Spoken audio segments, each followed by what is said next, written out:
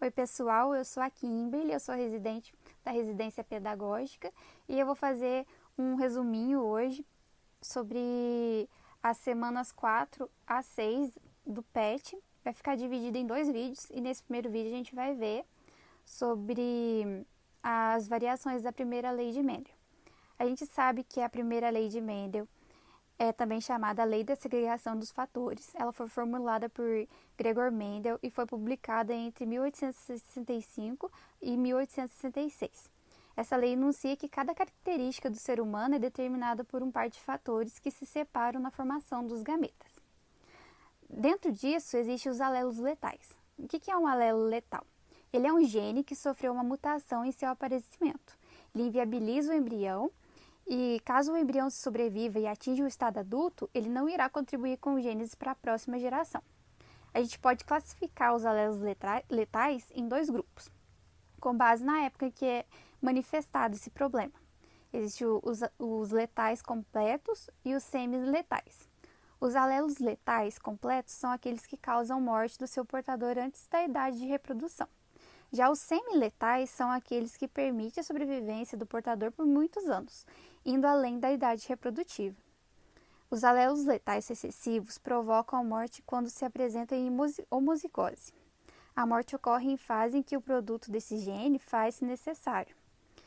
Se o gene em questão for responsável pela síntese de uma determinada proteína na primeira infância, por exemplo, o organismo virá a óbito nesse momento. Como exemplo de alelo letal recessivo, podemos citar a cor de um pelo dos camundongos. Ele pode ser aguti ou amarelo. Para a coloração de pelo amarelo é dominante e de aguti é recessivo. Quando o alelo para a cor amarela representa sim um caso de homozigose, o camundongo morre antes do nascimento. Nesse caso, percebe-se que mesmo se um alelo atua de duas formas distintas, é dominante quando se refere-se à cor do pelo, mas recessivo em relação à letalidade.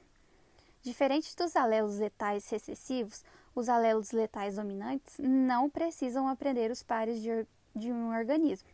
A presença de apenas uma cópia do alelo já é suficiente para causar a morte do organismo. Um importante exemplo para isso é observado na doença de Huntington. Essa doença observa-se uma progressiva degeneração de nervos e na locomoção motora. Em outras partes, a fala, a deglutinação é muito comum ter uma instabilidade, sendo frequentes relatos de depressão também. Geralmente, no início dos sintomas, começa por volta dos 40 anos de idade. Como o alelo suficiente para determinar a doença, um filho de um doente pode ter 50% de chance de herdar o alelo letal. Agora a gente vai falar sobre pleiotropia. A pleiotropia é um processo em que o único par de alelos atua na manifestação de diversas características.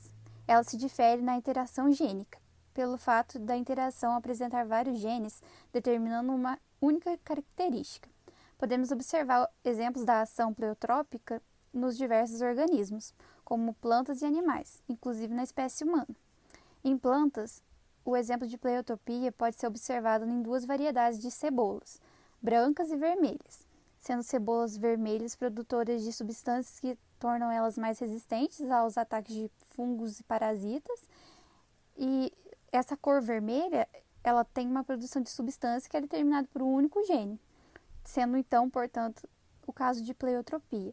Na espécie humana, podemos citar a anemia falciforme como um exemplo de pleiotropia.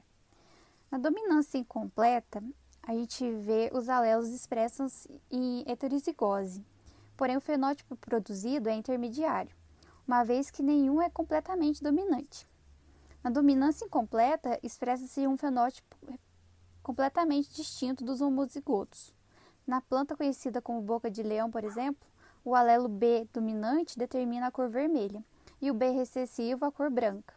Os indivíduos BB dominantes são vermelhos e os indivíduos B minúsculos são brancos, recessivos. Em organismos heterozigotos, no entanto, não temos indivíduos vermelhos, e sim indivíduos de coloração rosa, com menos pigmentos que os homozigotos dominantes. A dominância completa é aquela mais simples, em que um alelo suprime manifestação de outros contra o outro em heterozigose. Isso faz com que o fenótipo de um indivíduo em heterozigose seja igual ao fenótipo de um indivíduo homozigoto dominante. Um exemplo clássico disso é o albinismo, uma desordem genética em que se observa um defeito na produção de melanina, o pigmento responsável pela cor da pele e dos pelos. O alelo A dominante determina a produção de melanina e o alelo A recessivo define a não produção. Indivíduos heterozigotos produzem melanina, assim como os indivíduos A dominante, somente aqueles com o alelo A recessivo que não produzem melanina. Portanto, todos que têm esse alelo recessivo, eles são albinos.